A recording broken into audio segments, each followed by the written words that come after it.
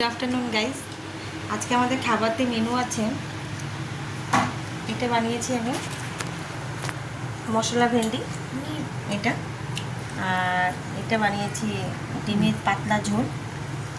তখন আমরা খাবো, খেয়ে নিয়ে বলবো কেমন হয়েছে।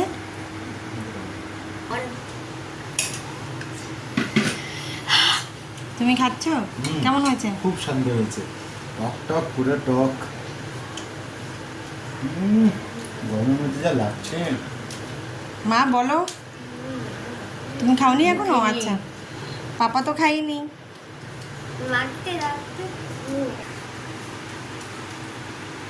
টক টক হচ্ছে, একটু ঝালানো হয়েছে, ভালো লাগছে।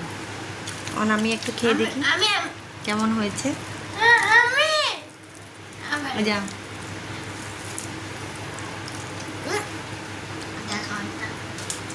আমার তো ভীষণ প্রিয় টক।